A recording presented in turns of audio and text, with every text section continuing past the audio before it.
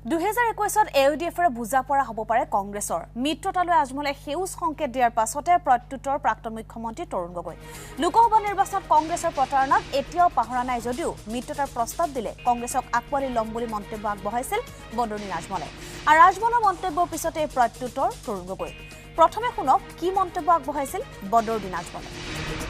এবাৰ কৈছো যদি কোনো প্ৰস্তাৱ থাকে অফিচিয়েলি প্ৰস্তাৱ দিয়ক অফিচিয়েলি দিলে আমি অফিচিয়েলি মিটিং কৰিম কংগ্ৰেছৰ পৰা যদি অফিচিয়েলি ইনভিটেশ্যন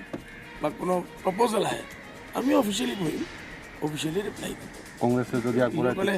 যে পাৰ্লিমেণ্টাৰী ইলেকশ্যন যিটো কৰিছে মন এইটো আমাৰ ইয়াত আছে আমি ইমান জলদি সেই যোৱাবাৰৰ ধোকাত আমি নাই কংগ্ৰেছৰ কাৰণে দোৱা কৰিম আৰু কি কৰিব পাৰে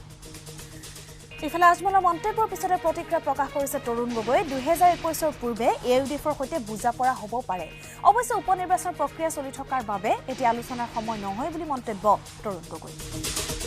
21 লগত বহিব এতিয়া নহয় 21 লগত আমি বহিব পাৰোঁ মই নকওঁ কিন্তু এতিয়া নহয় এতিয়াতো এটা ইলেকশ্যন হৈ আছে এতিয়া কনফিউজ হ'ব